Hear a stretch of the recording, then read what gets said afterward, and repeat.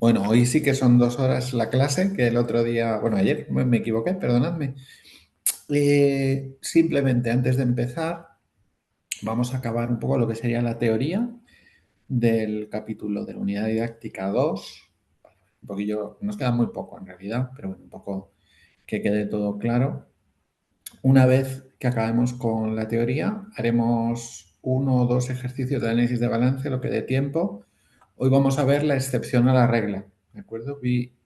Como os expliqué varias veces, hay empresas que pueden vivir con fondo de maniobra negativo, ¿no? Y hoy vamos a ver pues, un ejemplo, puede ser el Carrefour en Europa, puede ser Walmart en Estados Unidos. Tal vez Walmart sea un ejemplo más claro. Y no sé si nos dará tiempo. Si nos diera tiempo, empezaríamos la unidad didáctica 3, que ya va sobre mi parte favorita, que ya son las finanzas. Hasta aquí, fijaros, hemos estado hablando de la contabilidad, de cómo se interpretan los balances, pero hay que avanzar también hacia lo que es puramente la parte, digamos, financiera. Entonces, si os parece, comparto con vosotros. Ay, Isabel, adelante. Gracias, Francisco. Ayer, ya terminando la clase, habíamos hablado de conversar de hoy de la actividad que tenemos para entregar. Lo estuvimos hablando pues en el grupo que tenemos con los Ujú. compañeros. Resulta que para este domingo tenemos la primera entrega del TFM, pues del trabajo de fin de máster. Entonces, Ujú. no sé si veas viable que podamos aplazar la entrega de esta actividad una semana más y que sea para la próxima semana.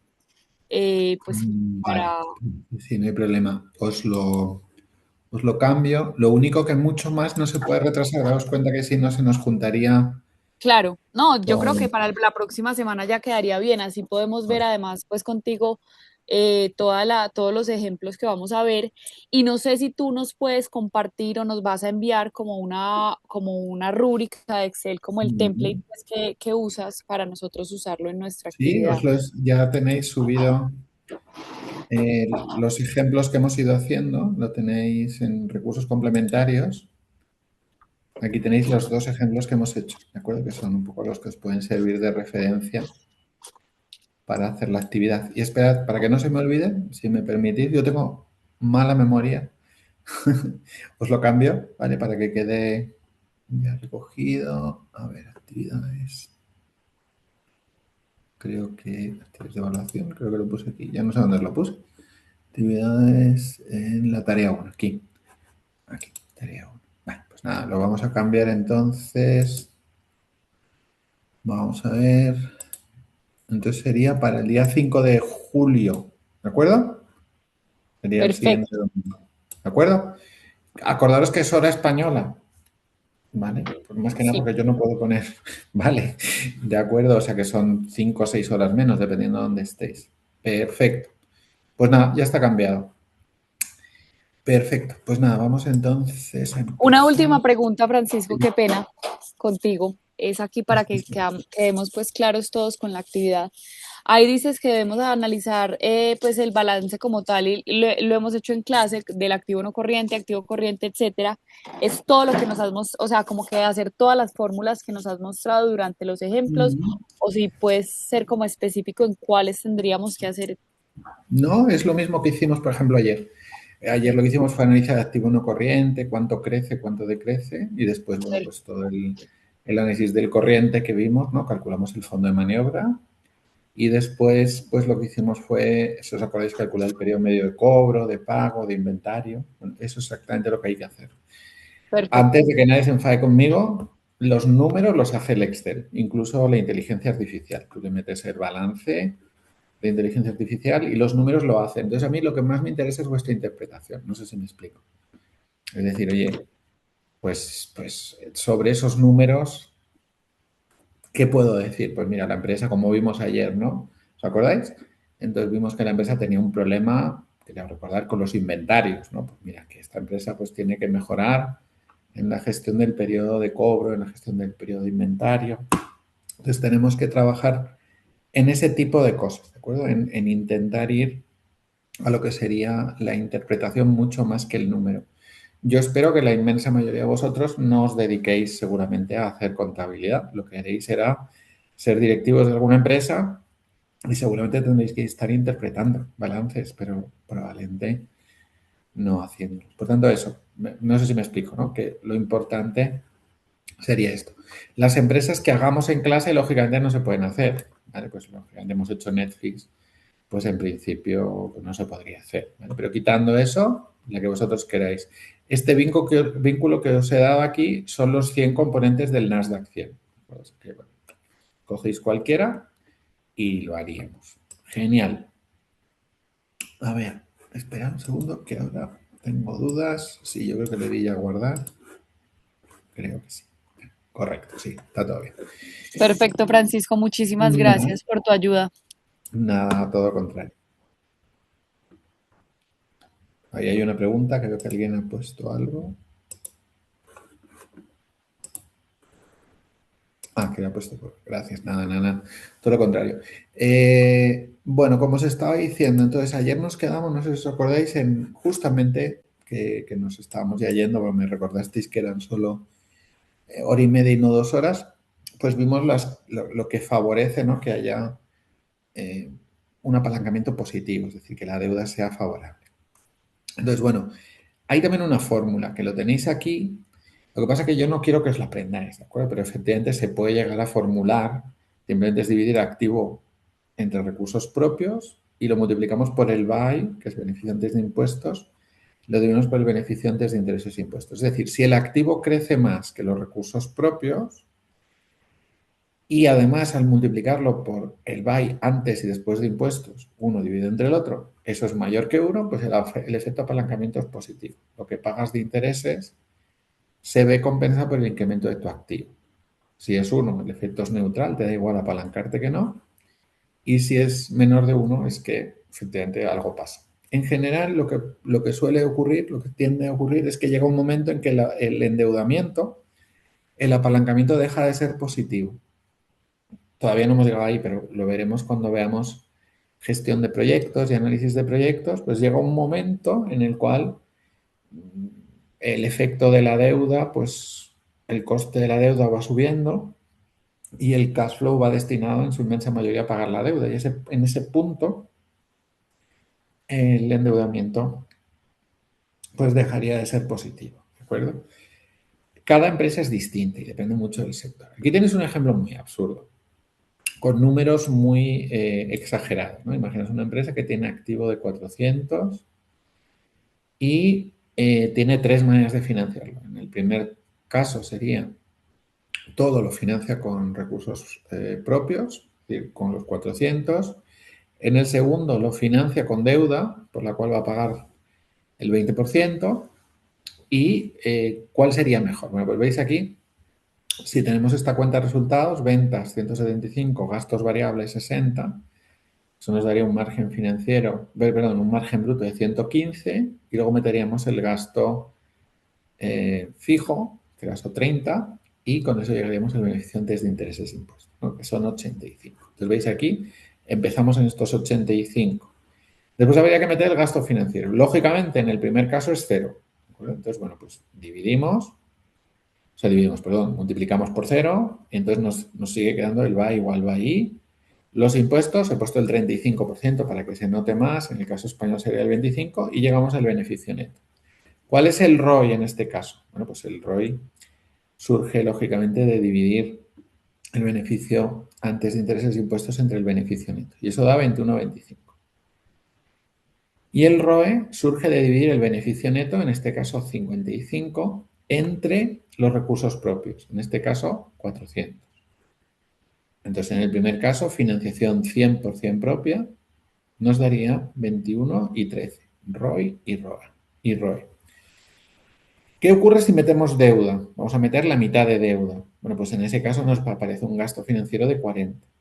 Entonces, en este caso, nos quedaría 85 menos 40, nos quedaría un beneficio antes de impuestos de 45, metiendo los impuestos llegaremos a un beneficio neto de 29.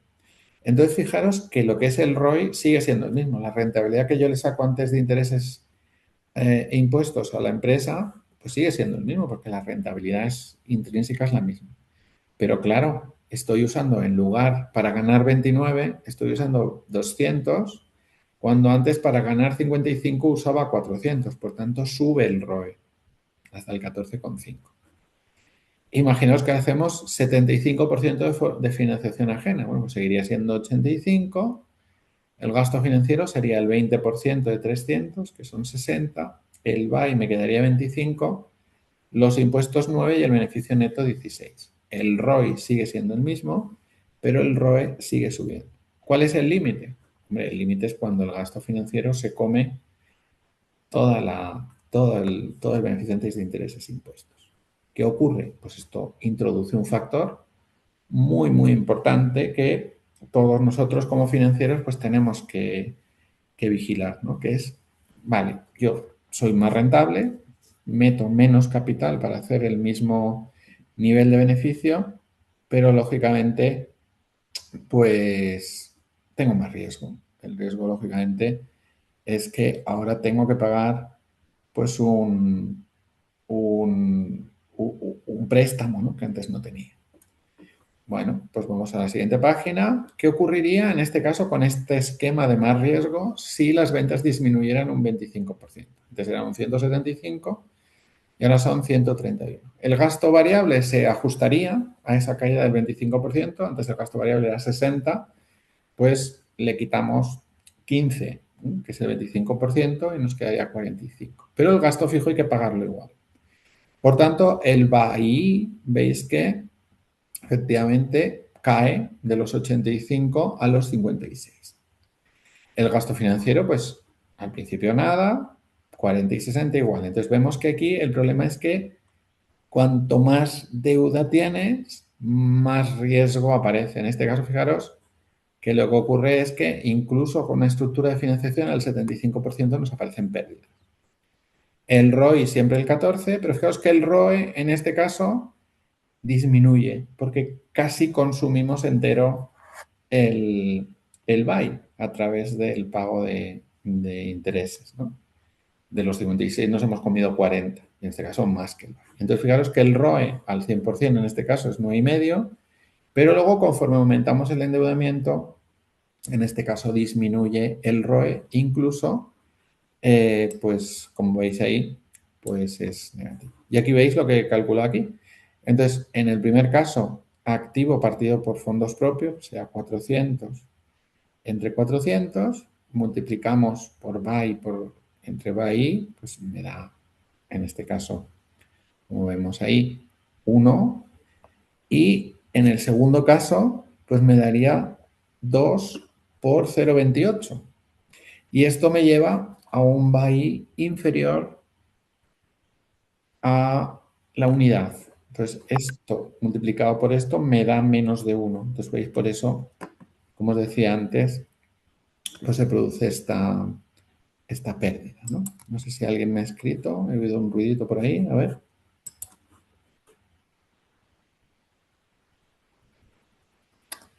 A ver. No, parece ser que no. Genial. Yo creo que ha sido el WhatsApp que me ha sonado, así que lo voy a cerrar. Perdonadme. Bien. Entonces, todo esto que os estoy contando, pues lógicamente es muy importante de cara a la gestión de una empresa, es decir, saber cuál es el límite del endeudamiento.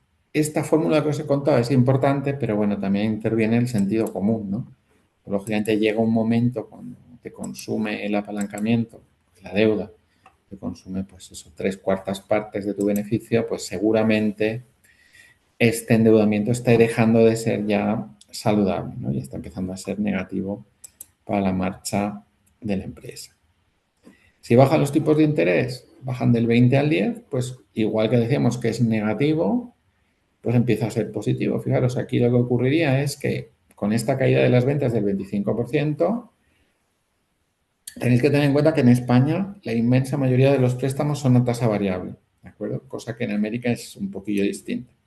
Pero veis, en este caso, en lugar de pagar el 20% de 200, pagamos el 10, por tanto pagamos 20, y en este caso pagaremos el 10% de 300, que son 30. Y veis que en este caso el ROI, como veíamos antes, seguiría siendo el 14, pero el ROE sería distinto.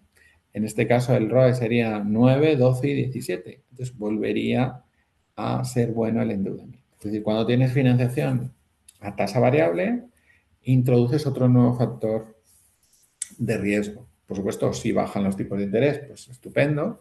Si suben, pues todavía sería peor. Bien, antes de nada, pues hemos visto todo lo que es el endeudamiento y nos quedaría analizar también el conjunto de las cuentas anuales. Entonces, ¿qué es lo que compone las cuentas anuales de una empresa? Bueno, pues punto uno, lógicamente, balance de situación. Lo hemos visto a lo largo de las clases. Entonces, el balance de situación pues informa sobre cómo está la empresa a nivel patrimonial. Os lo he dicho varias veces, sería como la foto fija de la empresa. ¿Qué tienes en tu activo? ¿Qué tienes en el pasivo? Y qué es lo que tienes en tu equity, en tu patrimonio neto. Este balance de situación pues, nos permite saber en un momento dado del tiempo si podría haber algún tipo de problemas de gestión, de liquidez, en los periodos de cobro, de pago, ¿de acuerdo? Pero tiene un gran problema. En el caso español, por ejemplo, pero en todos los países es parecido, pues nosotros eh,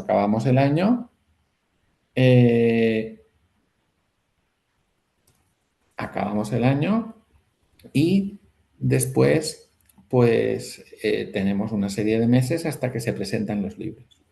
De hecho, se suelen presentar, en el caso español, en un primer momento en abril, hasta abril, 30 de abril del año siguiente, es decir, ahora en abril se presentaron los de 2025, y en julio, de manera ya más oficial, porque hay que pagar impuestos, pues se pagan los impuestos y se vuelve a recalcular si habría habido algún error.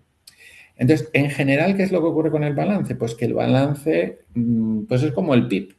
Cuando te publican el dato del PIB en un país, pues normalmente, imaginaos ahora estamos en junio, pues el dato del segundo trimestre de este año probablemente se publique pues el 20 de julio o por ahí, y después se volverá a revisar y el dato definitivo probablemente se publique como en octubre.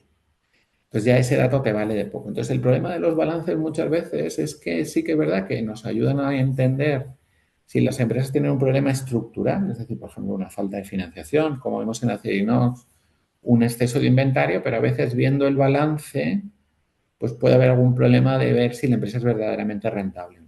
Para eso está la cuenta de pérdidas y ganancias, ¿de acuerdo? La inmensa mayoría de las empresas lleva al día la cuenta de pérdidas y ganancias. Tiene un sistema contable, todos los días mete las operaciones y razonablemente puede calcular la pérdida en lo que va de año. En el balance normalmente eso no es así porque hay cosas que solo se regularizan a final de año. Por ejemplo, las amortizaciones, las depreciaciones. Entonces, en ese sentido, la cuenta de pérdidas y ganancias es lo que se llama un estado flujo. Va calculándolo a lo largo del año. Y finalmente la memoria. Lo que hace la memoria es que amplía la información que hay en el balance y en la cuenta de pérdidas y ganancias. Lo hemos visto antes en varios ejemplos que muchas veces pues tenemos la partida de otros activos corrientes. ¿Y esto qué es? Bueno, no tengo ni idea. Para saber lo que es me tengo que ir a la memoria a ver qué es lo que dice sobre otros activos corrientes y ahí me va a decir qué hay en otros activos corrientes y cómo están valorados. Entonces, la memoria es, en mi opinión, el estado más importante. Te permite saber los criterios de contabilización y te permite también detectar posibles errores. Por ejemplo, yo estoy analizando una empresa, yo qué sé, constructora y veo que todo su suelo está contabilizado a coste de adquisición y que hay suelos que llevan ahí pues 15 años. Pues bueno, yo ya sé que hay posiblemente una revalorización, una reserva de revalorización que podría aflorar. Entonces, bueno, pues este tipo de cosas, leyendo la memoria, yo lo sé. También la memoria nos informa sobre la deuda, cuánta deuda vence en el año, etcétera, etcétera. Hay veces que a lo mejor el fondo de maniobra te da positivo, pero cuando lees la memoria ves que toda la deuda a corto se concentra en los 3 primeros meses del año. Entonces dices, uy, pues de aquí a marzo lo van a pasar mal, ¿no? Bueno, entonces, estos tres documentos son obligatorios en todos los países del mundo. En la memoria en algunos países de América Latina le llamáis el informe financiero, el rapport, hay varias nomenclaturas, pero es lo mismo. En algunos países, como es el caso de España, es obligatorio también calcular el estado de flujos de efectivo, es decir, se tiene que calcular cómo se ha movido el cash flow de la empresa. En otros países es obligatorio el estado de cambios en el patrimonio neto, es decir, cómo se ha modificado el patrimonio neto de la empresa. Pero ya cada país tiene una normativa un poquito distinta, pero estos tres serían pues obligatorios. Lógicamente, tú no le puedes pedir la misma contabilidad a una empresa enorme que a una empresa pequeña que a una empresa media. Esto es la normativa española, entonces no quiero que os la aprendáis, pero bueno, hay una serie de criterios, en principio, los criterios, como veis, van en función de cuántos activos tengo, qué cifra de negocios tengo y cuántos empleados tengo. ¿Vale? Normalmente hay que cumplir 2 de 3 para pasar de categoría. Entonces, como veis, pues una gran empresa que sería esta, pues tiene que hacer el balance normal, la cuenta de resultados completa, la memoria completa y el informe de auditoría. Vamos a hablar de eso. Tiene que auditar las cuentas. Si soy una empresa pequeña, pues hago el balance abreviado. No tengo que desglosar hasta el tercer dígito. En las cuentas, pues están los grandes grupos, 1, 2, 3, 4, 5, 6, 7. El 6 y el 7 son los de ingresos y gastos. Pero claro, una gran empresa, pues a lo mejor tiene que desglosar hasta el 7.142, que en el caso de España son los ingresos por pago anticipado. Bueno, pues vale. Una pequeña empresa, pues no, que te ponga ingresos a nivel global es suficiente. Y entonces, como veis ahí, pues las pequeñas empresas pues hacen los estados, pues, como veis, pues más bien abreviados. Entonces, me gustaría centrarme un poquito en la memoria, ¿no? Entonces, la memoria está siempre, o siempre se considera que es el estado, digamos, resumen de todos los anteriores. Porque no usamos tanto la memoria en las clases. Primero, a ver, aquí hay alguien que me pregunta. A ver, adelante, Juan Carlos. Sí, buenas tardes, profesor. He notado que hay varios conceptos que quizás difieren, usted lo ha explicado en la clase, con los conceptos de Latinoamérica. Preguntarle más si esos conceptos en Latinoamérica son válidos. Por ejemplo, va a hablar de la memoria. En Latinoamérica conocemos la memoria como las notas a los estados financieros. Entonces, No es lo mismo, ¿eh? Aquí también hay mm, notas. ¿De acuerdo? La memoria es un estado que lo que hace es que, aparte de volver a, digamos, a poner tanto el balance como la cuenta de resultados, explica las notas que tú estás indicando muy bien. Pues mira, yo he contabilizado así, de la otra manera. Y además, pues tiene que establecer una serie de obligaciones legales, como por ejemplo la memoria medioambiental, la memoria de deuda. Es decir, es verdad que las notas están dentro de la memoria, pero la memoria es un poco más grande. Hay más cosas. Pero sí, por eso no os preocupéis. Es decir, en el fondo, cada país lo hace de una manera. Pero todos los países tienen la memoria total o parcial. Pues de otra manera no se podría interpretar los estados. ¿De acuerdo, Juan Carlos? perfecto, profesor, gracias. Nada, todo lo contrario.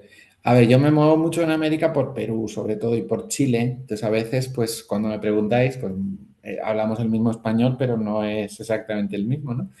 Entonces, igual alguna expresión se me escapa. Por ejemplo, lo de informe de gestión, en algunos países de América sí que sé que es lo que nosotros en España llamamos memoria, ¿de acuerdo? Incluso reporte, rapport, bueno, hay distintas maneras de llamarlo. Y había una pregunta que se me ha escapado. He visto que salía aquí. Lo de publicarlo son las empresas que cotizan en bolsa. La pregunta que hace Alfredo es importante, porque claro, dentro de... Hablaremos de eso un poquillo más adelante, pero cuando uno cotiza en bolsa, lo de cotizar en bolsa, todos nos creemos el logo de Wall Street, no sé si habéis visto las películas, nos parece maravilloso y todo está muy bien, pero en el fondo cotizar en bolsa es un, como decimos en España, un rollo, porque te obliga a auditar tus cuentas no una vez al año, 4, ¿no? Porque las empresas que están en bolsa tienen que publicar sus cifras 4 veces al año. Entonces, digamos, esto incrementa mucho los gastos. Y Alfredo, te voy a dar una mala noticia. Si tiene, aunque no cotices en bolsa, si tienes instrumentos como bonos, por ejemplo, que estén cotizando en bolsa, también tienes que publicar tus cuentas. Entonces, de lo que estamos hablando, por tanto, es de que efectivamente esto supone un gasto importante para las empresas. ¿De acuerdo? Bueno, pues vamos a ver, por aquí vuelvo a compartir.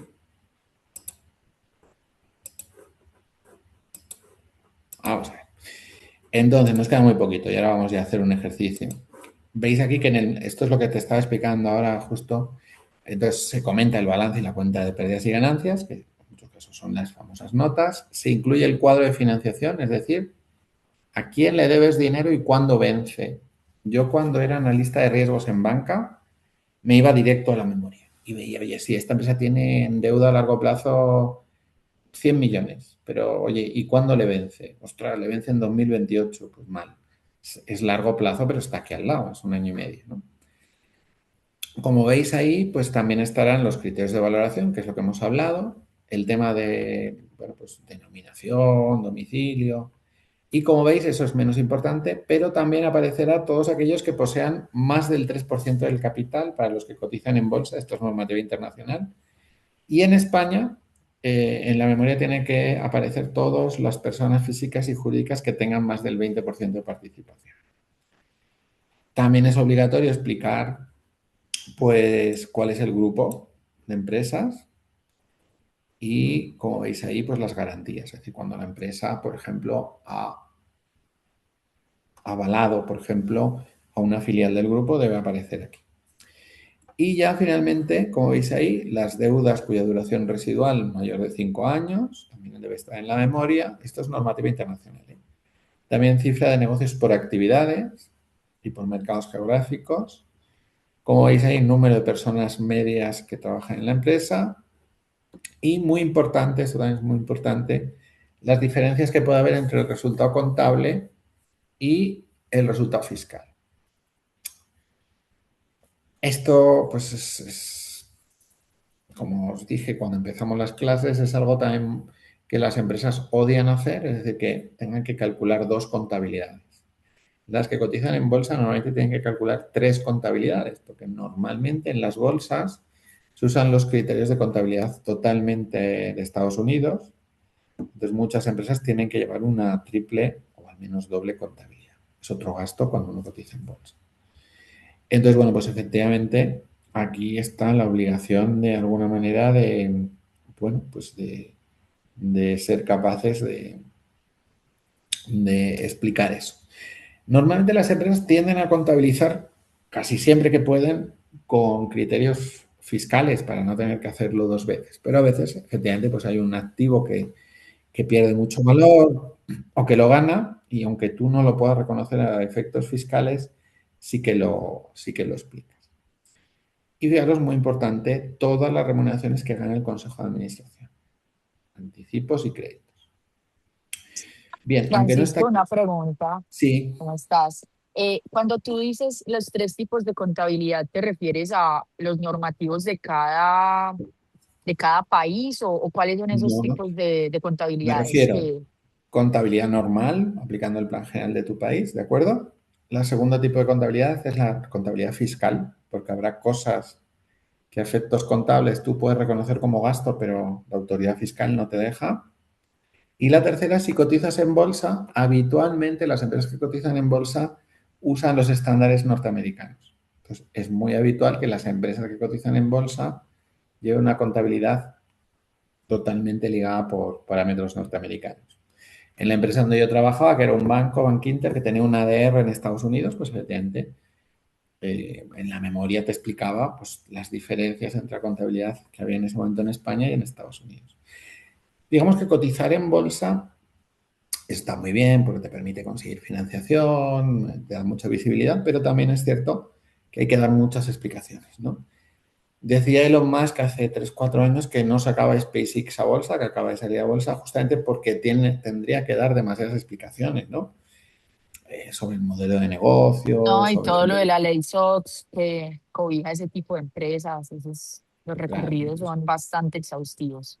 Entonces, bueno, pues todo eso efectivamente es algo que, bueno, antes de salir a bolsa uno se lo tiene que plantear. Yo cuando he actuado como asesor externo en salidas a bolsa, siempre les he contado a las empresas justamente esto que os estoy contando a vosotros. Mira, a partir de ahora tú tienes que publicar en tu memoria pues tu cifra de ventas por geografía, ¿no? Por en qué países estás vendiendo más. Y siempre hay alguien en el consejo de administración que te dice, oye, mira, pero es que eso le da información a mi competencia, ¿ya? Pero si quieres cotizar en bolsa, cada trimestre tienes que dar esta información. ¿Me seguís? Entonces, bueno, pues eso es algo que hay que tomar en cuenta también, es una decisión estratégica muy importante. Entonces, una empresa global tipo Inditex, tipo Intel, tipo, yo qué sé, Nvidia, te da igual, porque estás en todo el mundo, pero si eres una empresa de tamaño medio, pues esto es algo que es bastante relevante. Bueno, ya hemos visto la teoría. ¿Os parece que pasemos ahora a analizar una empresa para que tengáis más modelos? Bueno, voy a abrir un Excel. Yo siempre digo que el Excel es el segundo mejor invento de la humanidad. ¿Eh? El primero es la cerveza, ¿de acuerdo? Esto yo creo que estaremos todos de acuerdo, ¿no? Si nos gusta la cerveza, el vino.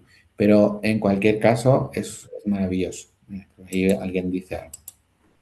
A ver, ocultar, dejar de compartir, perdón. Alguien pregunta algo, no sé si sobre la cerveza.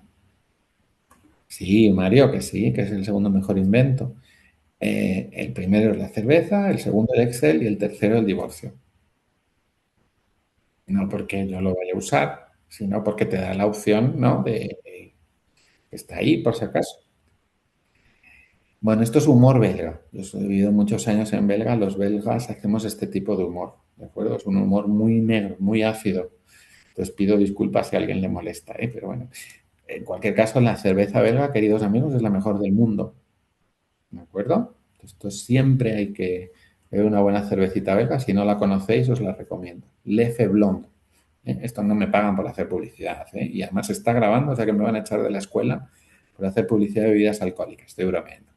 Pero bueno, en cualquier caso, como os decía, si os parece, vamos a hacer un ejercicio, pues digamos, de una empresa un poco menos estándar, ¿no? Alguien que tenga un fondo de maniobra negativo o casi, que puede ser, yo creo, lo más sencillo, puede ser seguramente hacer análisis de Walmart, ¿no? Y aquí me voy a ir de nuevo, por ejemplo, Investing, voy a cambiarlo, está en español, maravilloso. Y aquí estaba justo mirando unas cosas de SpaceX que me han pedido unos clientes. Aquí, bueno, pues me voy a meter en Walmart.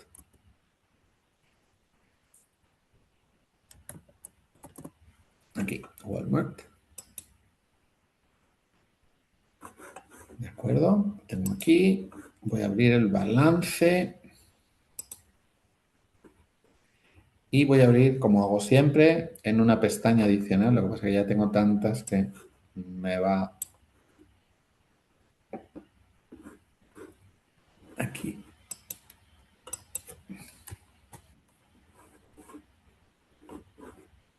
A ver, alguien que preguntaba algo por aquí.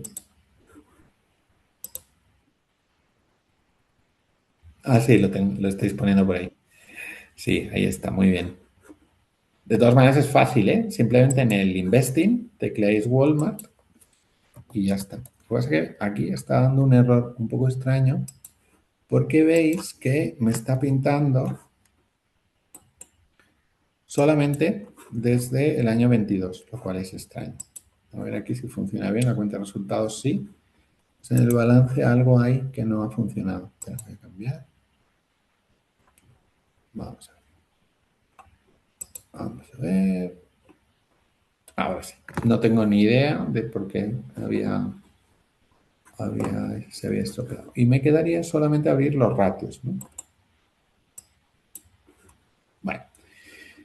Bueno, pues como siempre, yo siempre recomiendo empezar por el análisis del activo no corriente, ¿de acuerdo? Este activo no corriente tenemos aquí. Entonces aquí tendríamos lo que es el activo corriente material, ¿de acuerdo? Este es el activo no corriente o fijo, si preferís, financiero. Y aquí tenemos el activo intangible, ¿no? En algunas otras empresas es importante también, como os dije, por ejemplo, una empresa de automóviles, pues el tema de los préstamos al consumidor. En este caso, pues no es el caso. Entonces, si empezamos por activo material, como hacemos siempre, nos llevaríamos estas tres partidas. Profesor, una pregunta. Estoy Sí. intentando hacer ejercicio así con usted, pues, pero ¿cómo llegó a esa parte de activos totales? ¿En qué pestaña es? Mira, voy a volver a entrar, ¿te parece? Entonces, te Vale, vas a balance balance. y aquí en balance te aparece esto seguro, ¿no? Shit. Un segundo.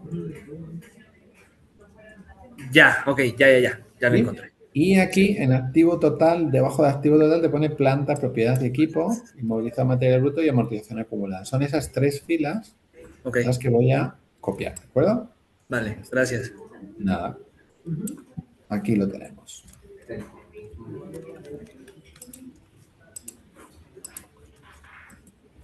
Acordaros, muy importante.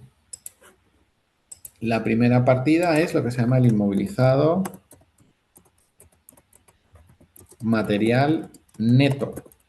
Es decir, ya tomado en cuenta la amortización, descontada la amortización. Inmovilizado material bruto sería sin descontar la amortización. Normalmente es lo que pagamos por la máquina.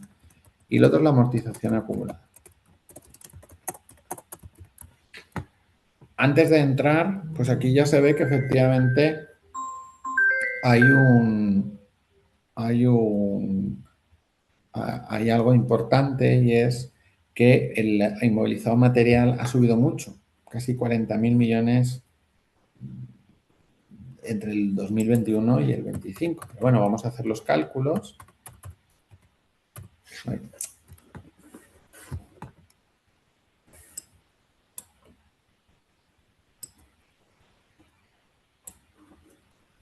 Y vamos a calcular los porcentajes de incremento, que sería pues restar cada año del año anterior y dividirlo por el año anterior. Entonces veis, por ejemplo, entre el 21 y el 22 el activo material, el inmovilizado material subió el 5,9, del 22 al 23 el 5,9, del 9,3 y los últimos 2 años el 7 y el 12. Entonces, en estos casos, pues vemos que efectivamente el crecimiento de la empresa ha sido pues bastante sólido. Dame un segundito, un momento. A ver, un momentito solo.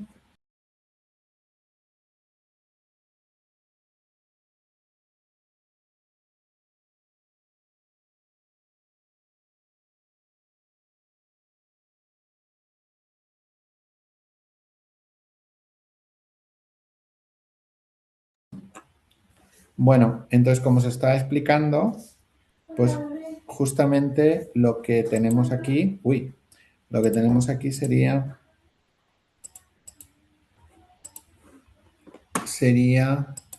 el análisis,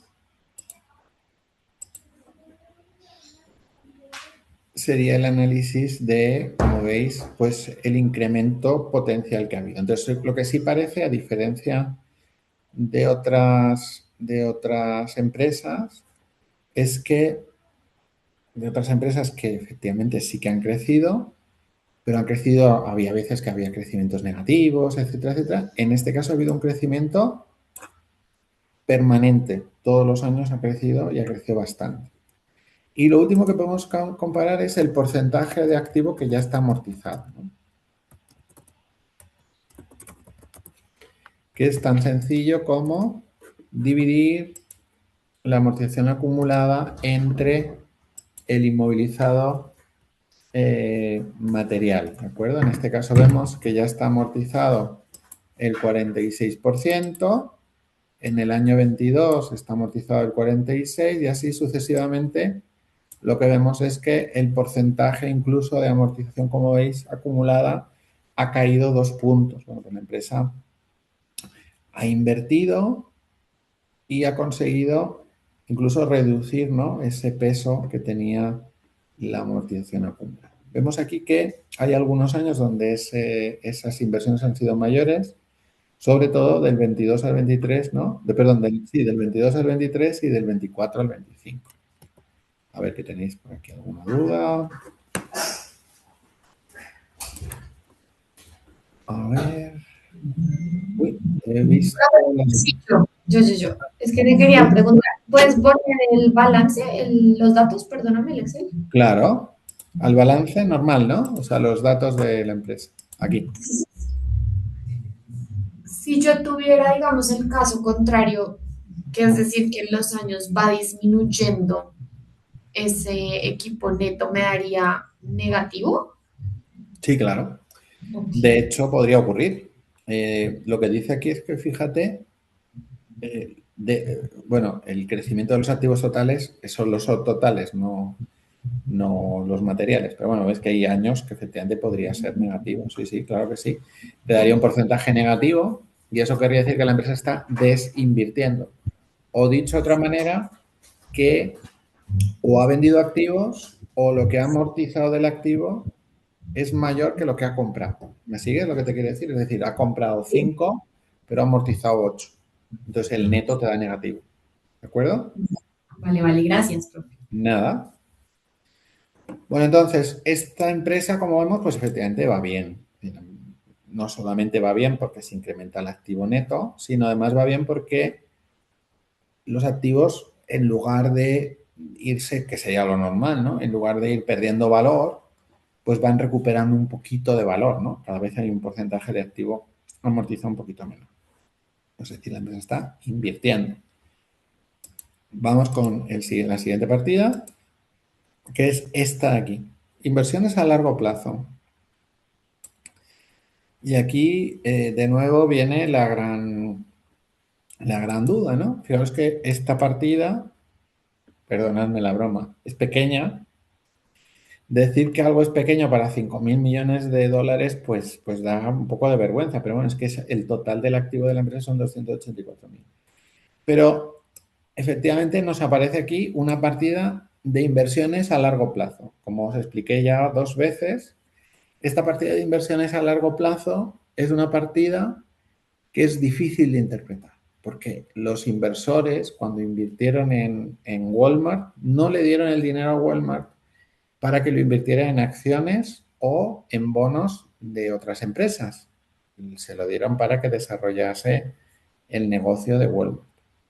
Entonces, en ocasiones, cuando aparece esta partida, tenemos que tener un poquito de cuidado. En general, como digo, financieramente no suele ser muy recomendable. En este caso ha bajado, ¿eh? Walmart tenía 12.000 millones, casi 13.000 en el 2021 y ya tienen 5.000 y pico.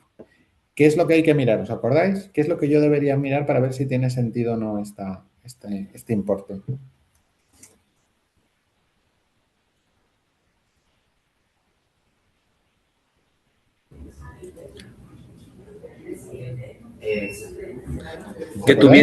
Que tuvieras una, o sea, que si inviertes a largo plazo, ese es en acciones, ¿no? ¿Acciones o bonos? Sí, Acciones pero son a las de largo otra plazo. empresa. Que era algo que ver con la, o sea, con lo que ellos te dan, con lo que ellos te dan a ti como, ay, se me fue. Nada, no te preocupes. Sí, pero creo que vas por ahí. O sea, hay que ver qué deuda tiene la empresa, pero que si tiene deuda y encima está invirtiendo es un poco tonto, ¿no? Si tú estás financiando otras empresas y tú tienes deuda. Y luego hay que ver también cuánto dividendo le pagas a tus accionistas. Bueno, para la deuda, normalmente se mira la deuda a largo plazo. Nos vamos a la deuda a largo plazo y vemos que la empresa tiene 35.000 millones, casi 36.000, ¿lo veis? En deuda a largo plazo. Y inviertes 5.000 y pico, ¿no? En acciones o bonos de otras empresas o del Estado. Entonces, bueno, por ahí vamos mal. No es que sea malo, que eso me lo decíais el otro día y es verdad, no es necesariamente malo, pero sí que es raro. Y nos vamos a la otra gran cosa que sería, oye, ¿y esta empresa cómo de bien o de mal trata a sus accionistas? Pues me voy al final del todo y veo cuál es la rentabilidad por dividendo. Pues la rentabilidad por dividendo es el 0,81, prácticamente nada. La competencia está en el 1,52. Es decir, yo como accionista de Walmart probablemente no esté muy contento con que usen 5.000 millones de dólares para invertir a largo plazo en acciones o en bonos, teniendo deuda y retribuyendo al accionista por debajo de la competencia. ¿De acuerdo? ¿Veis un poco cómo funciona el análisis, no? Si aquí en vez de un 0,81 me hubiera salido un 4% de dividendos, pues ahí no se podría quejar el accionista, porque efectivamente esta empresa le está tratando mejor que la competencia. Ximena, adelante. Entonces, una pregunta, ese rubro que siempre coges de comparación con la competencia, ¿es con alguna empresa específica que tenga cosas muy similares a la que estás analizando o saca algún promedio o cómo se calcula? Sí, Investing hace el promedio de las empresas más similares en el mismo país. Es decir, en este caso, ese promedio que sale aquí, por ejemplo, para dividendos, el 1,52 sería el promedio que pagan todas las empresas en Estados Unidos, que cotizan en bolsa, lógicamente, dentro del sector de distribución. ¿De acuerdo? Es una buena pregunta. Efectivamente, se calcula como Ok, un promedio. ¿Mm? Bueno, en este caso, pues la conclusión sobre el activo financiero es que, bueno, ha ido recortándose, pero previsiblemente el inversor no estará muy feliz con este tipo de estructura. Si seguimos bajando, tendríamos los activos intangibles. Otros intangibles habitualmente es el leasing, pero bueno, lo que podemos interpretar es el fondo de comercio. ¿Qué podemos, al ver este fondo de comercio, interpretar sobre la empresa? ¿Cuál es el modelo de negocio de Walmart? ¿Crece internamente o con adquisiciones? internamente, ¿no? Se mantiene en el fondo de comercio. Bueno, tienen 28.000 millones. O sea, pero siempre los han mantenido. O sea, por fuera siempre sí crecen porque tienen 28.000 millones, pero se mantienen el tiempo con las Correcto. mismas. Lo que sabemos es que hasta 2021 compraron empresas del sector, ¿no? Que es yo creo que vas por ahí lo que querías decir, ¿no? Y a partir de 2021 efectivamente ha habido un crecimiento interno. 28.000 millones es más o menos el 10% del total del balance. Es decir, el 10% de los activos totales de Walmart, ¿me seguís? Se corresponden con adquisiciones de otras empresas. Que no es mucho, pero es respetable. A mí me gustaría tener 28.000 millones de dólares en mi cuenta corriente. Yo creo que vosotros también, ¿no? Entonces, bueno, pues efectivamente es una cifra bastante respetable. Entonces, bueno, el modelo, como vemos, es que previsiblemente no ha debido haber grandes operaciones corporativas. Ha habido una cierta depreciación del fondo de comercio, pero es una cantidad muy pequeña. Estamos hablando de 200 millones que en un balance tan enorme prácticamente no tiene importancia. Bien, hemos hablado ya del fondo de comercio, hemos hablado de otros intangibles. En este caso, como veis, pues nos aparece en otros activos, nos aparece un activo por impuesto diferido. De nuevo estamos ante un activo. Cuando es un activo es que la empresa ya lo ha pagado. ¿Vale? Pues en este caso, la empresa ha pagado por anticipado algo que le correspondería haber pagado más tarde. No sabemos lo que es, por eso tendríamos que irnos a la memoria, pero en principio, bueno, pues en principio debe ser positivo. Bien, eh, ya hemos visto cómo se analiza el activo no corriente. No corriente, material, financiero, intangible. Vamos con el activo corriente. Entonces, lo primero es calcular el fondo de comercio, ¿no? Pues en este caso, ponemos activo corriente, pasivo corriente.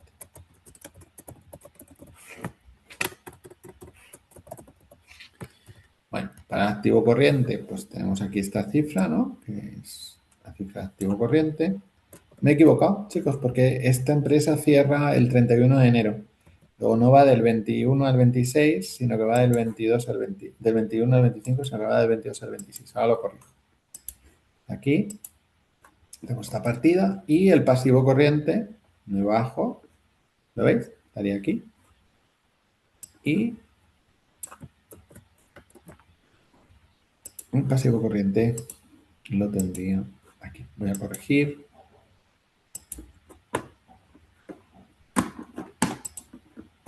Vale, no, A ver, aquí. Entonces aquí sería desde el 22, no desde el 21.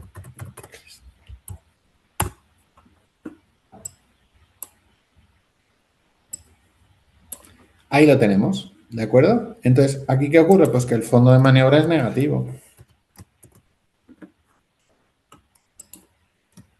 Si os acordáis, esto lo expliqué ayer. Es decir, en el fondo, el pasivo corriente en gran parte va a estar compuesto por los proveedores, la gente que le da, que le proporciona el input a Walmart. Pues, por ejemplo, yo que sé, el proveedor, yo que sé, de los panes, del queso, de lo que sea que está vendiendo Walmart. Walmart les va a pagar apurando la normativa, la legislación. En el caso de Estados Unidos está a 90 días. Fuera de Estados Unidos puede ser más o menos. Pero bueno, vamos a imaginar 90 días. Pero el activo corriente, los derechos de cobro que tendrá, en este caso Walmart, pues son prácticamente muchos. Se pagan en efectivo en el momento. Otros se pagarán con tarjeta y se financiarán, pero en cualquier caso Walmart recibirá el pago como mucho final de mes. Y que la media del activo corriente será 15 días y el pasivo corriente se aproximará mucho a 90.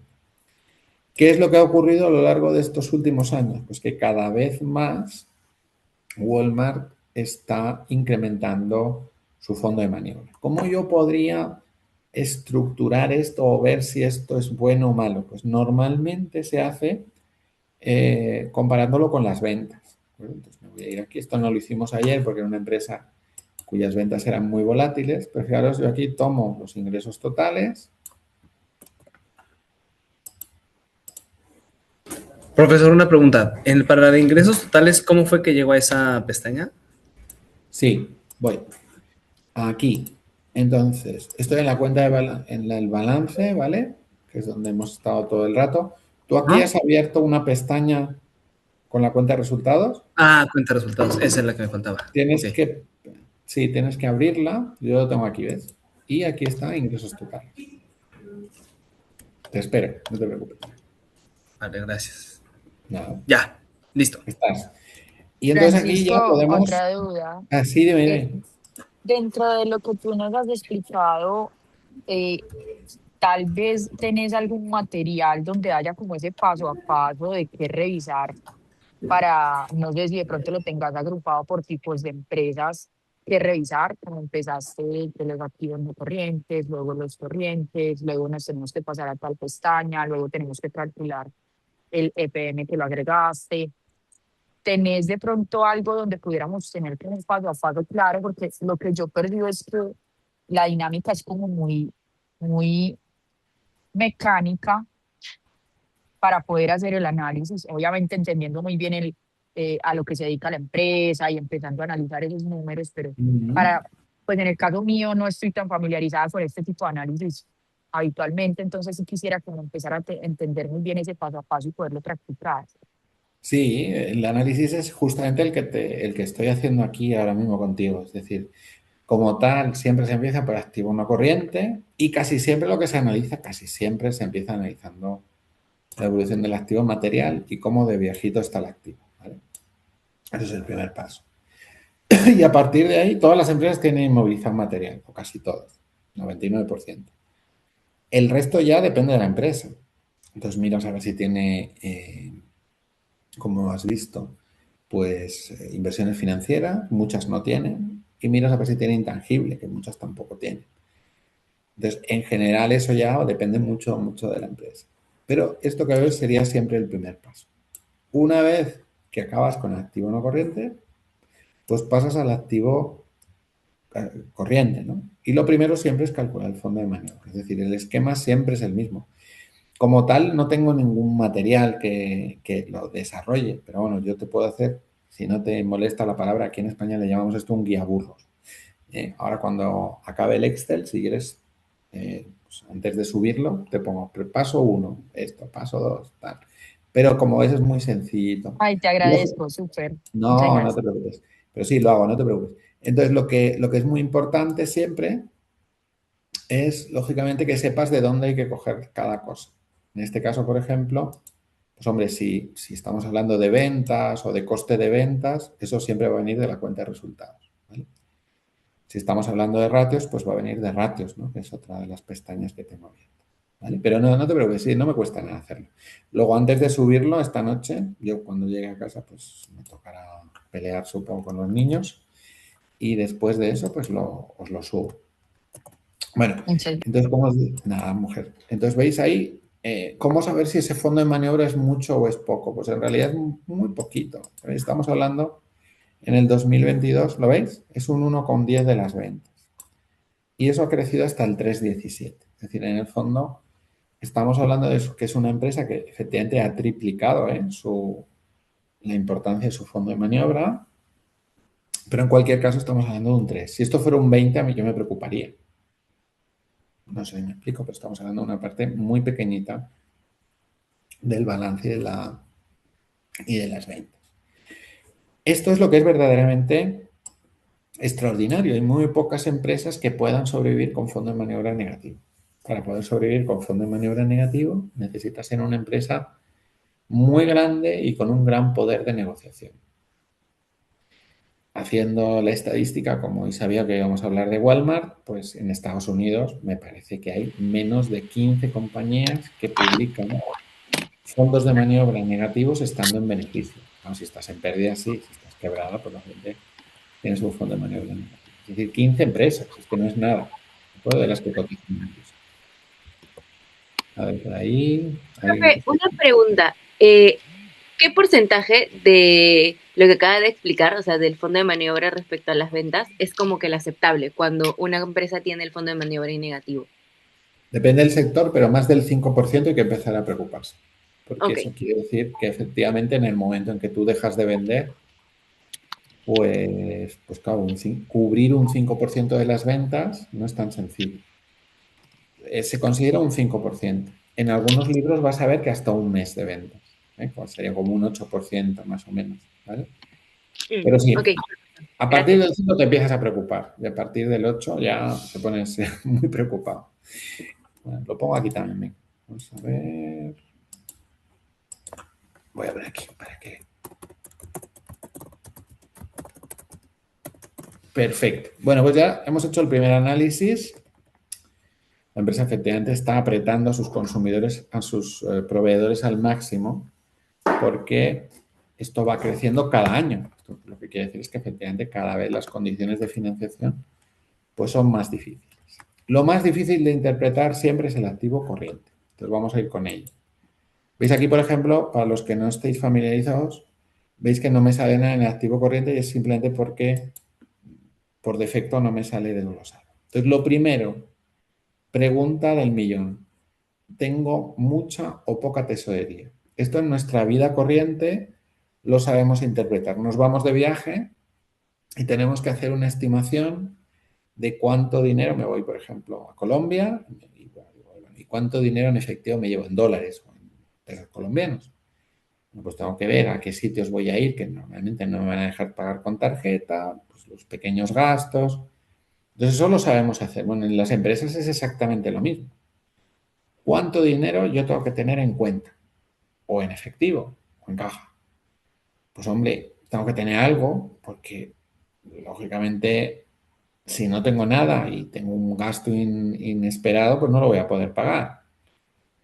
O si hay un COVID, o si ocurre una desgracia. Pues yo recuerdo, por ejemplo, la época del gran terremoto en Chile, ¿no? Pues muchas empresas que tardaron en recuperarse mucho. Aquí en Marruecos hubo un gran terremoto hace 3 años que efectivamente destruyó la capacidad de muchos bancos en muchas zonas del país y entonces, bueno, las empresas pues, tenían que tener algo de efectivo. Entonces, ¿esto cómo se hace? Bueno, pues nada, yo lo que hago es, me tomo la cifra de efectivo,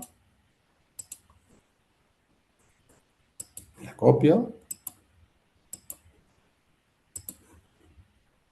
voy a poner aquí efectivo, y esto, ¿qué estoy intentando interpretar? Lo que estoy intentando interpretar es si esto que tengo es suficiente o no. Entonces, ¿con qué lo tengo que comparar? Pues con los costes que tenga la empresa, ¿no?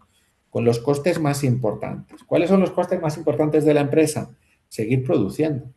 Entonces me tengo que ir a lo que se llama el coste de ventas o el coste de ingresos. Como es un coste, ¿de dónde lo voy a sacar? Pues de la cuenta de resultados. ¿Veis aquí en la cuenta de resultados? me aparece el coste de los ingresos. ¿Lo veis aquí? 429, 463, etc. Y lo pego aquí.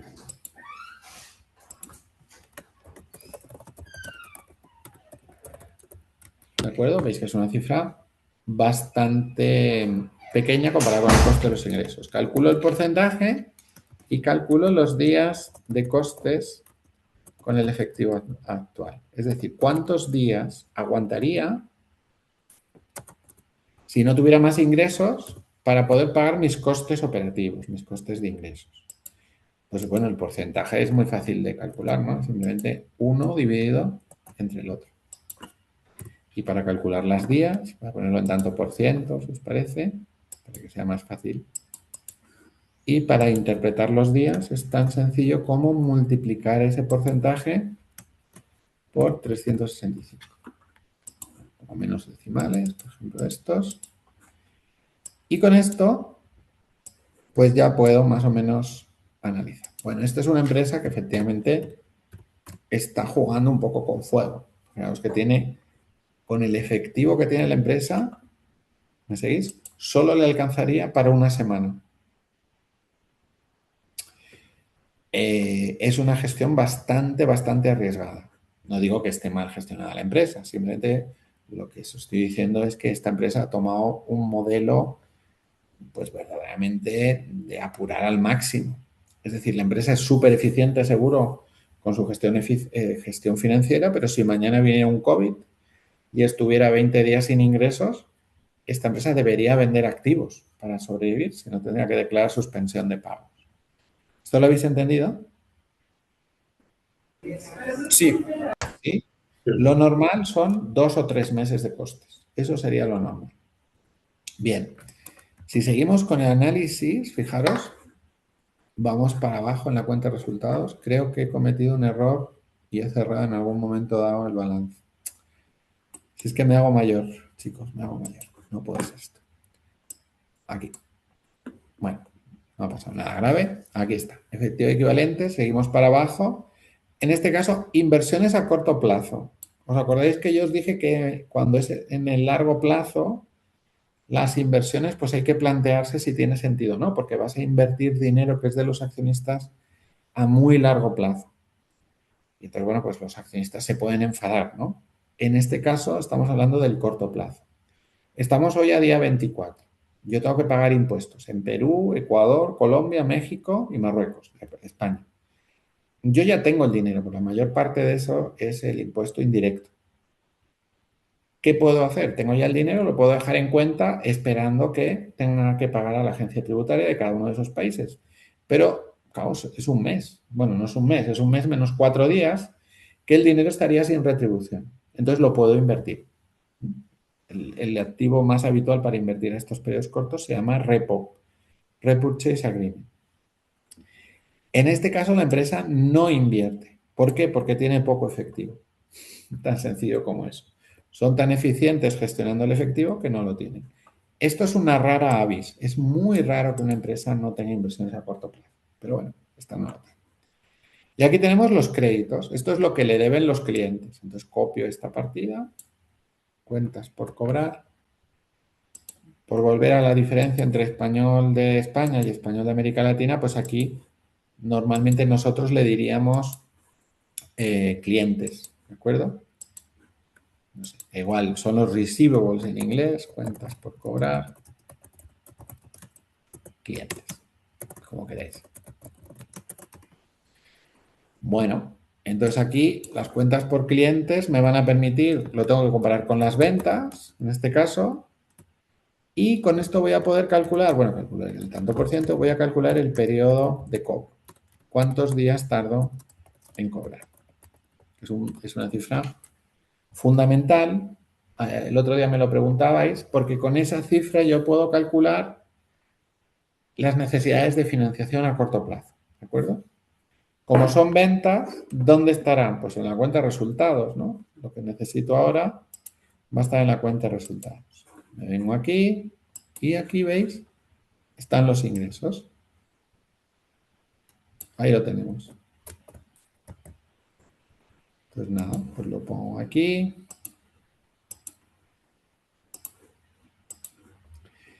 Y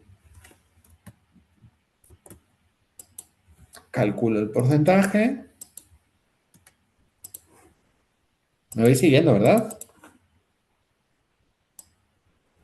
Sí, perfecto. ¿Sí? Veis que es un porcentaje ridículo en realidad. Nada.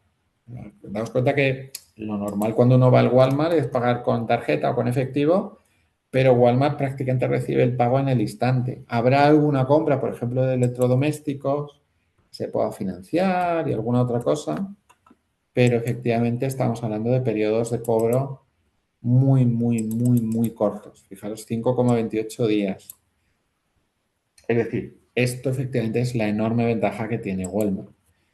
En la normativa internacional, dependiendo del país, 60 o 90 días es el máximo de poder financiar a los clientes. ¿Os acordáis que esto ya lo vimos varias veces en el curso?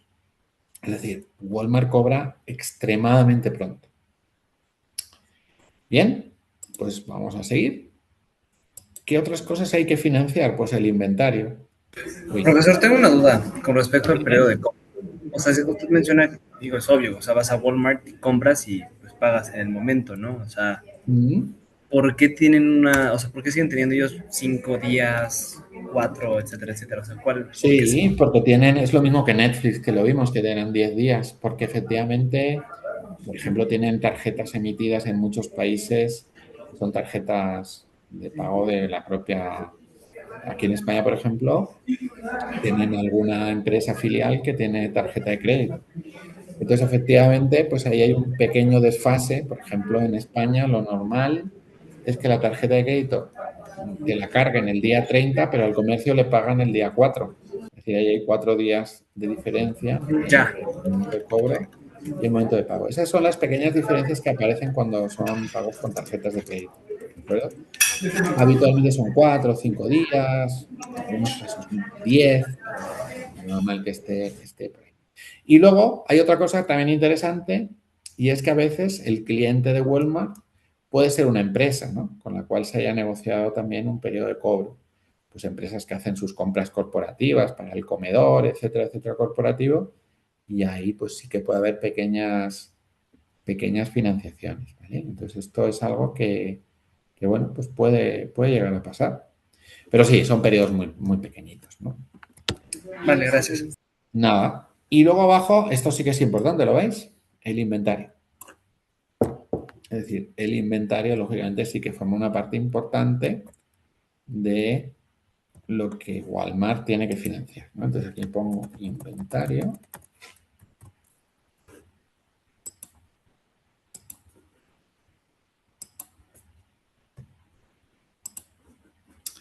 Y aquí, de nuevo, simplemente como ya tengo todo, pues lo puedo copiar. Tengo las ventas, periodo de cobro y esto es el periodo de inventario. Periodo de inventario quiere decir que es el periodo en el cual todavía no se ha vendido el activo, lo que sea, el brick de leche, por ejemplo, y yo ya yo tengo que financiar ese periodo de compra. Entonces veis que son 30 días. En este caso, fijaros cómo yo calcularía las necesidades de financiación. Pues las necesidades de financiación sería la suma de 5,72 días de venta más 30,72 del inventario. Es decir, 5,72 días desde que yo hago la factura hasta que cobro. Y 30 días por el periodo que pasa el producto antes de ser vendido. Bueno, 35 días no es nada. Ya me gustaría a mí en mi empresa tener ese periodo de cobro. Bien, hasta aquí vamos bien, ¿no? Seguimos para abajo y vemos, nos aparece aquí gastos pagados por adelantado. Esto en principio es un activo. Esto es justamente lo contrario. Es decir, yo voy también de dinero que hago algunas compras y para reservar, por ejemplo, la entrega de algún proveedor estratégico le pago incluso antes de que la mercancía llegue. Yo hay países donde efectivamente por dificultad del cobro, pues mi empresa va, pero exige el pago de cantidades por anticipado. Pues sea Angola, a veces Venezuela, pues la gente por las dificultades. Yo tengo mucha familia en Venezuela, muchísima familia en Venezuela, pero trabajar en Venezuela a veces es complicado. Yo recuerdo una vez, por ejemplo, que envié un consultor y en el trayecto entre Caracas y el aeropuerto le quitaron 3 ceros al bolívar. Entonces, claro, pues lógicamente, pues es muy complicado trabajar en divisa local y esto pues hay que gestionarlo. Entonces, esto es lo que se llama pues el pago por adelantado. Si seguimos, vamos para abajo, ya hemos acabado con el activo. ¿Qué sería lo siguiente? Pues lo siguiente sería empezar con el patrimonio neto y el pasivo. Casi siempre se analiza primero el patrimonio neto. Vamos al patrimonio neto. Lo tenemos aquí. El patrimonio neto ha subido de 91.000 millones a 106.000 millones. En principio, bien, ¿no? ¿Estamos de acuerdo? En principio es algo, en principio positivo. Vamos a ver cómo ha conseguido esta empresa incrementar su patrimonio neto. Si ha sido ampliando capital, si ha sido, pues simplemente, pues eso, a través del beneficio. A través del beneficio lo podemos saber aquí. Aquí tenemos la cuenta de resultados. Me voy al beneficio neto. Está aquí. La empresa ha ganado 13.000 millones, 11.000 millones, 15.000 millones, 19.000 millones, 21.000 millones. ¿De acuerdo? Ha ganado muchísimo dinero. Y aquí, en el ratio payout, veis que de eso que la empresa ha ganado, el 33% más o menos se lo ha pagado a sus accionistas. Entonces, bueno, pues ahí está claro que la empresa pues, ha tenido un nivel de beneficio bastante importante. ¿De dónde ha salido este dinero? Bueno, pues como veis aquí, bajo ya, veis que no hay participaciones preferentes, no hay nada raro, y llegaríamos a las acciones ordinarias y el capital pagado adicional, que es lo que quiere decir APIC. En español de España esto le llamamos prima de emisión. Es cuando haces una ampliación de capital y el que acude a la ampliación de capital y no es accionista paga un poco más.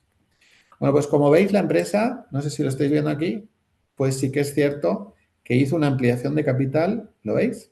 En el año 2023, ¿lo veis? De 276 a 808. ¿De acuerdo? Y ahí, bueno, pues efectivamente hubo una ampliación de capital. A partir de ese momento, pues veis que efectivamente se ha mantenido constante, incluso la empresa ha amortizado capital, porque esta cifra ha ido bajando. En cuanto a la cifra de capital pagado adicional, pues vemos que esto se ha incrementado, es decir, que lo que ha ocurrido es que los que han entrado en la empresa han tenido que pagar, lógicamente, un poquito más y eso se ha aumentado en 2.000 millones. Ganancias retenidas. Pues bueno, esto también se ha incrementado bastante, prácticamente 20.000 millones en 5 años. Pero la empresa ha ganado mucho más, porque si vosotros sumáis aquí, fijaros, si sumamos todo esto, acordaos que es solo un tercio, ¿no? Aquí tendríamos 10.000 millones, tendríamos 8.000, ya estamos en 18.000, aquí tendríamos pues casi 11.000, 29.000, pues aquí tendremos, estoy quedando el 33%, ojo, aquí tendremos pues 15.000, bueno, tenemos aquí un dineral absolutamente loco, pues 15, aquí tenemos 16, 31, 42, ¿no? Y más o menos pues estaremos moviéndonos en casi los 50.000 millones de beneficio no repartido de los accionistas.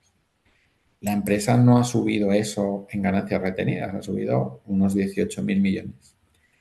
¿Qué ha hecho la empresa con ese dinero? Pues lo tenemos aquí, queridos amigos, fijaros. Acciones propias. ¿Cómo ha recompensado la empresa a sus accionistas? Pues la empresa ha recompensado a sus accionistas comprándoles acciones. ¿Me seguís todos? Por eso salen menos. Cuando una empresa compra acciones de su propia empresa, es como si tuviera menos capital, porque ha empleado su propio dinero, tiene 100, y emplea de esos 100, 20 en comprar acciones, por tanto, en realidad tiene 80, ¿no? Entonces, veis que lo que ha ocurrido con esta empresa es que de alguna manera, en lugar de pagarles un dividendo más alto, que también está pagando, lo que está haciendo es recomprar acciones.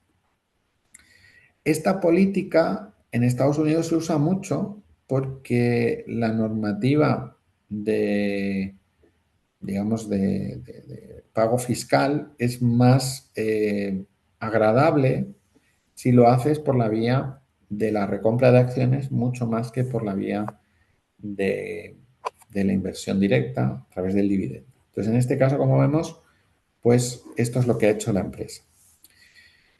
Y veis aquí también hay una partida que son intereses minoritarios. ¿Alguien se acuerda lo que era esto de intereses minoritarios? Como Eso de intereses no era cuando tenías otras divisas y era el tipo de cambio, o sea, influye el tipo de cambio. Eso estaría aquí. ¿Lo veis? Ingresos globales de otros. Ah, ok, ya. Sí, ¿vale? Los pequeños accionistas de empresas que han comprado la compañía que han querido conservar las acciones, ¿no? Eso es, son los pequeños accionistas de empresas que compran la empresa, de otras entidades que compran la empresa. Entonces veis que aquí, de alguna manera, yo he comprado una empresa, pero no todos me han vendido el 70%, pero hay un 30% de intereses minoritarios. Estas compras de acciones, veis que han ido destinadas en parte también a reducir esos intereses minoritarios de 8 a 6. Bueno, en general, ¿qué se puede decir? Pues la empresa ha hecho una pequeña ampliación de capital, pero ha retribuido a los accionistas una parte en dividendos, el 33% de lo que gana, y otra parte recomprándoles acciones. Bien, ¿qué más podemos analizar aquí? Bueno, pues podemos analizar la deuda. Aquí vamos a ver sobre todo la deuda a largo plazo. Fijaros, 39.955 tenía en el año 2021 y 35.955 tiene en el año 2026, porque en este caso empieza en el 22 y acaba en el 26. Se ha movido 4 millones, es decir, la deuda a largo plazo de la empresa es la misma. Esto tiene mérito, porque la empresa ha crecido mucho en facturación. Entonces, efectivamente, el nivel de endeudamiento con bancos de esta empresa, pues prácticamente no se ha movido. Tiene algo más de arrendamientos, del leasing famoso, y también tiene algo más de pasivos por impuestos no corrientes. Esto es lo que yo os decía el otro día, que hay que tener un poquito de cuidado. En este caso sabemos que Walmart está en beneficios, entonces no hay problema normalmente. Seguramente, pues cuando Walmart pues abre un almacén en México o hace una serie de operaciones, pues tiene alguna facilidad para pagar impuestos más tarde, ¿de acuerdo? Entonces, como vemos, en cuanto al endeudamiento, pues la empresa, pues efectivamente ha ido recortando, lo cual es, en principio, muy positivo. Y ya nos quedaría solo el pasivo corriente. Y la partida más importante aquí es la partida de cuentas por pagar. Estos son los proveedores que le llamamos en España, ¿no? A ver. Vamos a ver. Entonces aquí cuentas por pagar.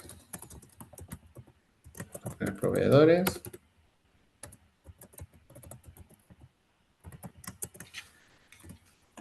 Y aquí vamos a copiar esta partida.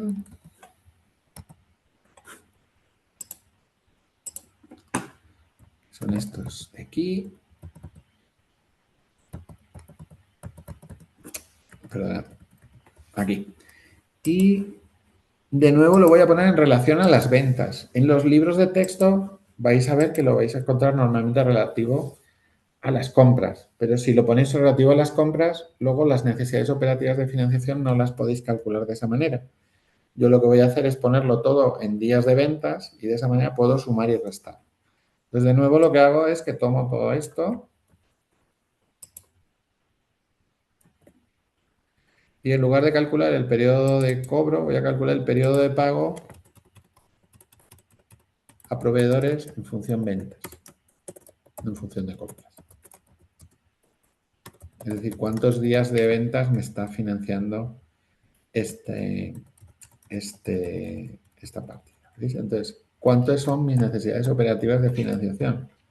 Pues son los 35 días que tengo que financiar yo y los 32,27 que me financia mis proveedores. Es decir, me cubren la práctica totalidad de mis necesidades operativas. Esto es lo que estábamos hablando antes. En el fondo, la empresa no necesita endeudarse y puede vivir con un fondo de maniobra prácticamente negativo. Además, hay más partidas que yo no he pagado. No las voy a meter, pero daos cuenta que tenemos aquí, estos son gastos devengados que yo todavía no he pagado. Por ejemplo, he hecho un pedido a un proveedor que todavía no me ha facturado, pero está trabajando para mí. Entonces, estos son gastos devengados que yo todavía no tengo la obligación de pagar. Por tanto, que son mucho más de esos 3 días. Préstamos a corto. Vemos que la empresa ha incrementado su endeudamiento a corto plazo, con una cifra bastante moderada, ¿no? Esto es la parte de la deuda que se reconvierte del largo al corto. Eso tampoco tiene más importancia. Vemos aquí los impuestos, como efectivamente, pues, los impuestos corrientes, pues, esta partida. Y con eso, pues, podríamos calcular ya todo. Entonces, ¿cómo vemos que funciona esta empresa? Pues, por resumir, pues la empresa a nivel inmovilizado está invirtiendo, la marcha de la empresa debe ser buena, el neto sube y además la decrepitud del inmovilizado baja un poco, lo cual es bueno. Segunda cosa, ¿qué podemos analizar? Bueno, hemos visto que había un activo financiero que se iba recortando, pero sí que es cierto que la empresa tenía deuda. Entonces, bueno, no tiene mucho sentido que tenga activo financiero. En cuanto al fondo de maniobra que hemos visto antes, pues efectivamente la empresa tuvo un periodo antes de 2022 que hizo muchas adquisiciones, con un fondo de maniobra de hasta 29.000 millones. Y luego, en cuanto al activo, pues tenemos aquí un fondo de maniobra permanentemente negativo por el tipo de empresa que es, que representa más o menos un 3,17. Efectivo, tiene una política muy agresiva, solo tienen en caja, en depósitos o en cuenta corriente 7 días de ventas, que es 7 días de costes, que es nada. Y luego, como veis aquí, en cuanto a las cuentas por cobrar, pues el periodo de cobro está bien reducido, 5 días, y está tardando más o menos un mes en vender sus inventarios.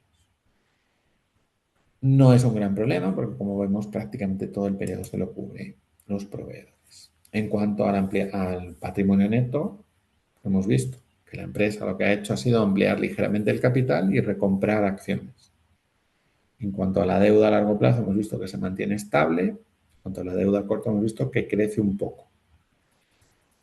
Resumen, pues una empresa, pues eso, muy rentable, bien gestionada, con un poquillo de riesgo de liquidez. Tiene demasiado poco dinero en caja. ¿De acuerdo? ¿Más o menos entendido cómo se hace? Sí, yo nada más tengo una pregunta. ¿Qué es bueno, la necesidad de financiación eso está perfecto, pero mi otra pregunta es ¿qué es el NOF? Necesidad de... Operativas. Necesidades operativas de financiación quiere decir los clientes, lo que te van a pagar los clientes menos lo que te financian los proveedores. Necesidades operativas de financiación. Bueno, veis que aquí el Excel tenemos un momento de pánico, chicos, no funciona, no me deja guardarlo, pero bueno. Entonces sí, esas son las NOF. Las NOF es un concepto muy importante porque lógicamente me va a dar una cifra de financiación. Si las NOF no, pues me acaba de fastidiar el Excel, chicos. Madre mía. A ver si lo he guardado. Mira que como la hayamos perdido, bueno, si no lo hago yo por la noche, no os preocupéis. A ver, esta es 11.29 y esta es 20.27. Vamos a cruzar los dedos, a ver si ahora me deja. Creo que sí. Bien, parece que sí. A ver, entonces voy a poner aquí para que lo tengáis controlado. Esto sería Walmart. Bueno, no quiere trabajar mi ordenador, ¿eh? Está poniendo difícil. A ver. Bueno, no pierdo tiempo. Luego lo hago, no os preocupéis. Entonces, bueno, esto sería un poco lo que teníamos previsto ver hoy en cuanto a balance, cuenta de resultados. Si os parece, os propongo hacer una introducción a lo que va a ser las finanzas, ¿de acuerdo? Un poco para no estar toda la tarde viendo balances y que luego digamos que os canséis de eso. Entonces, esto es una pequeña introducción a las matemáticas financieras. Cosas que son importantes y para que no os estreséis. En realidad, una persona que sabe manejar Excel tiene que saber muy poquito de matemáticas financieras. Tiene que saber qué fórmula del Excel hay que meter y que el Excel le funcione, que no os pase lo que me está pasando a mí ahora, que el Excel ha muerto. Pero bueno, el Excel tiene estas cosas. Vamos a reiniciar a ver si lo conseguimos. Pero bueno, en cualquier caso, pues, como os he dicho, pues efectivamente cada vez es menos importante. Entonces vamos a intentar entender cuáles son las principales cosas que uno puede analizar en una matemática financiera. Vamos a empezar por algunos conceptos que son bastante importantes, como es el concepto de equivalencia financiera. Antes de empezar, lo que hay que entender es qué son las finanzas. Alguno me dirá, Javier, ya te has vuelto loco. Bueno, pues las finanzas, cuando uno se para a pensar, no es tan sencillo como decir, bueno, pues esto es irse al banco y pedir un préstamo. No, no, no. El banco te va a dar una financiación después de estudiar tu nivel de riesgos, pero lo va a hacer siempre que lo que tú le pagues por intereses le compense el valor temporal del dinero. Entonces, fijaros, las finanzas hacen un doble juego, que es ajustar o conseguir paliar las necesidades financieras de la gente que está en el mercado en el tiempo que lo necesita. Eso lo hace el mercado, el sistema financiero. Pongamos un ejemplo muy tonto. Pues yo cuando me compré mi casa no tenía el dinero para pagarla en ese momento. Lógicamente tuve que irme a un banco y en ese banco pues me dieron el préstamo a 30 años. En España las hipotecas suelen ser a 30 años. Para que ese banco pueda darme un préstamo a 30 años, ¿qué tiene que ocurrir? Pues tiene que haber ahorradores que depositen en el banco pues depósitos, cuentas corrientes, hagan algún producto de ahorro, etcétera, etcétera. Muchos de esos, pues, desde luego no le van a dejar al banco 30 años su dinero. Entonces, el banco, fijaros, hace este juego que es muy interesante, que es convertir un producto normalmente a 1, a 2, a 3 años como mucho, 4, 5, da igual, de ahorro, lo convierte en un producto de endeudamiento, pues, a ese plazo que yo os decía, ¿no? A 30 años. Entonces, hacen una cosa las finanzas que es muy interesante, que es la asignación de recursos en el tiempo. Convierten una necesidad que yo tengo, que es comprarme una casa hoy, me lo cambian por un préstamo a 30 años. Entonces juegan en esa liga, ¿no? Entonces, como os he dicho, esto normalmente lo hace el sistema financiero, lo hacen los bancos, lo hacen los brokers, los mediadores, las compañías de seguros, que son los que efectivamente son capaces de conseguir cuadrar necesidades y tiempo. Y ahí aparece el primer concepto, ¿no? El primer concepto importante, que es el concepto de equivalencia financiera. Claro, la equivalencia financiera es muy fácil de entender. Si yo soy una persona que necesita el dinero y me viene un amigo y me dice, no llego a fin de mes, estamos a día 24 hoy, es San Juan, y me llega un amigo y me dice, necesito 500 euros, ¿me los prestas? Y yo tengo 510 en mi cuenta y tengo que dar de comer a 2 niños, pues hombre, no se los voy a dar, no se los voy a prestar, pero si se los prestara le tendría que pedir una tasa de interés muy elevada, ¿no? 15, el 20%, yo qué sé. Ese es el concepto de equivalencia. ¿Cuánto yo tengo que compensarle a la persona que me está dando un préstamo, por ejemplo, para que le interese realizar esa operación de préstamo? En el caso de un depósito, ¿cuánto me tiene que pagar a mí el banco si hago un depósito un año para renunciar a ese nivel de gasto que yo podría tener con ese dinero que voy a ahorrar? ¿Cuánto me tiene que dar para compensar? Y esto es un concepto muy importante porque, claro, si yo tengo el dinero me lo puedo gastar, me puedo ir de vacaciones este año, ¿no? Si no lo tengo, no lo puedo gastar. Y entonces, en ese sentido, la equivalencia financiera permite resolver uno de esos grandes interrogantes. Entonces, lo que es el concepto básico de las finanzas es el concepto de capital financiero. El capital financiero, pues es una cantidad, un monto que decís en América Latina, en un momento dado del tiempo. Estaremos de acuerdo que si yo os doy a todos $1.000.000, lo preferís tener hoy que dentro de 5 años, ¿no? Yo creo que eso estaremos todos de acuerdo, entre otras cosas porque te lo puedes gastar, pero luego porque hay inflación y por tanto $1.000.000 de hoy no es lo mismo que $1.000.000 dentro de 5 años. Entonces, en este capital financiero, por tanto, hay una cuantía, un monto, el dinero, y hay un diferimiento. ¿Cuándo me lo dan? Y no es lo mismo que ese dinero me lo den dentro de 5 años en un país de baja inflación, yo qué sé, Alemania, que me lo den en Venezuela. Porque a la gente la inflación le va a quitar mucho más valor al dinero. Entonces, a partir de ahora representaremos siempre, como veis, el capital y el tiempo, como un vector. Normalmente, en matemática financiera se representa en la parte de arriba las cuantías y en la parte de abajo los tiempos. Bien, después está un concepto muy importante que es el concepto de operación financiera. Una operación financiera es un acuerdo por el cual dos personas se intercambian cantidades monetarias, pero en distintos momentos del tiempo. La hipoteca que yo os decía es un acuerdo mío con el banco para que el banco, cuando yo vaya al notario a comprar la casa, me dé un cheque que puedo utilizar en ese momento. ¿De acuerdo? Y, sin embargo, yo se lo voy a devolver a 30 años. En cualquier operación financiera hay 3 elementos. El elemento personal, que es quien interviene, en este caso Javier Rivas y el banco. Pero puede ser que yo le hago un préstamo a mi amigo y entonces mi amigo y yo. El elemento objetivo, el sujeto activo, que es el que tiene el ahorro, y el sujeto pasivo, que es el que se endeuda. En los balances de los bancos, el activo es el préstamo, los préstamos que dan a los clientes, y el pasivo son los depósitos. Es el mundo al revés. Pero, lógicamente, el activo se referencia al que tiene el dinero. Y, finalmente, el elemento convencional, que son los acuerdos o pactos que normalmente se firman, ¿no? Pues si va a ser interés simple, si va a ser interés compuesto, ahora vamos a explicar esos conceptos, si va a ser en libras o va a ser en euros o lo que sea, ¿no?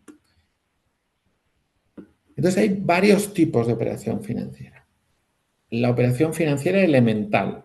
La operación financiera elemental es una operación por la cual hay un único pago y hay un único ingreso. Por ejemplo, un depósito. Me pagan el 4% si dejo el dinero un año en el banco.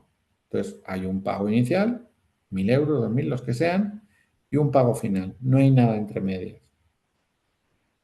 Por tanto, esto es algo que es bastante importante, ¿no? Entonces, en esta operación financiera elemental, pues no hay mucho que calcular, simplemente habrá un pago. Parcialmente compleja sería la hipoteca. Hay una de las dos partes, el que paga o el que recibe, que solamente recibe una vez. En este caso, el que compra la casa recibe una vez un cheque del banco y tiene que pagar durante 30 años. Y totalmente compleja, que es cuando las dos partes, el que paga y el que recibe, pues tienen múltiples operaciones. Imaginaos una tarjeta de crédito, pues tú todos los meses pagas, si puedes todo y sin una parte, y te vuelves a endeudar. Por tanto, en este caso, una tarjeta de crédito sería completamente compleja. No os asustéis con esto, os lo voy a explicar con mucho cariño, pero no os agobiéis, ¿de acuerdo? Yo no voy a preguntar en el examen por las propiedades de la equivalencia financiera, pero sí que creo que es importante entender varias cosas. A ver, que por aquí hay alguna duda. Adelante, que no sé quién estaba preguntando. He oído... ¿No? ¿No había Hola, duda? buenas. Ah, sí. No, Ahí está. soy yo, disculpa.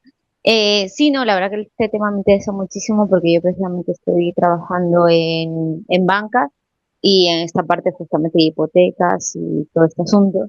Y es verdad que por ejemplo en España lo que yo he visto ha sido que el tema de comisiones y demás sí es algo que se puede evaluar, pero hay otras cosas que no, como lo que mencionabas. Claro, sí, para calcular el coste financiero, pues lógicamente, sea donde sea que la comisión se paga, como se dice en inglés, ¿no? Upfront, al inicio, o repartida a lo largo de la vida de la operación, pues bueno, eso veremos ahora cómo se puede meter y cómo se puede calcular un equivalente en función de la comisión, efectivamente. Bueno, pues como os decía, Vamos a intentar entender esto. Entonces, las matemáticas financieras, yo siempre digo que son matemáticas, pero no son exactas. Y algunos me dirán, anda, Javier, que ya te has vuelto otra vez a beber demasiada Lefe Blonde, demasiada cerveza. Pues a veces sí, pero en este caso no. Daos cuenta que yo puedo hacer un cálculo maravilloso. Imaginaos que lo que estoy calculando para entenderlo, imaginaos que lo que yo estoy calculando es el importe que necesito para jubilarme. Yo ya estoy cerca, me quedan 11 años. En España nos jubilamos a los 67 años, muy tarde. Pero para jubilarme a los 67 años, aparte de la pensión pública, yo he calculado una determinada cantidad, ¿no? Para poderme jubilar. Y entonces tengo que tomar la decisión sobre si ese importe que he ahorrado lo tomo de una sola vez. En España sería inviable por los impuestos, pero vamos a olvidarnos de los impuestos por un momento. Hacer una renta, por ejemplo, a 10 años o hacer una renta que se llama vitalicia, que es hasta que me muera. La renta vitalicia tiene un problema y es que si yo me muero a los 2 días de haber empezado, de haberme jubilado, pues mal, ¿no? Se pierde la renta.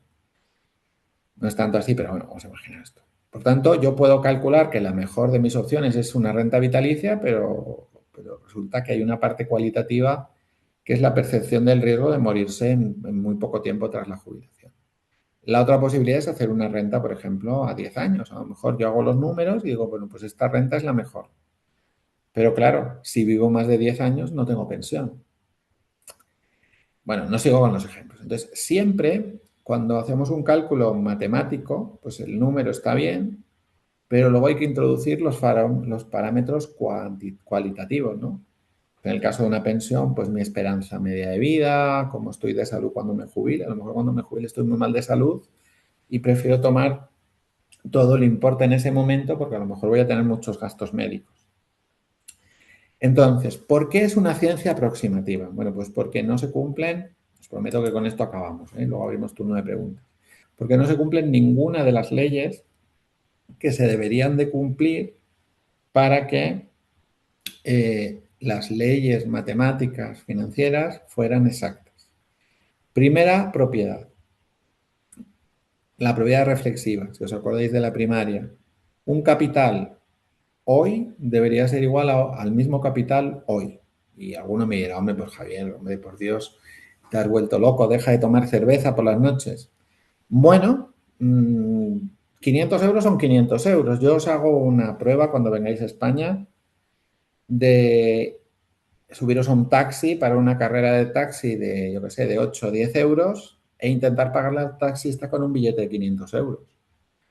Seguramente el taxista os va a pegar una patada en el culo, además con esa simpatía que tienen los taxistas madrileños, porque efectivamente el taxista preferiría que le pagaréis con una moneda menor, pues yo qué sé, un billete de 20 o de 10, lo que fuere. En el caso latinoamericano, pues hombre, había una unión monetaria 1 por 1 entre Argentina, entre el peso argentino y el dólar. 500 pesos, 500 dólares. Entonces tú dices, bueno, pues 500 pesos de hoy son equivalentes a 500 dólares de hoy.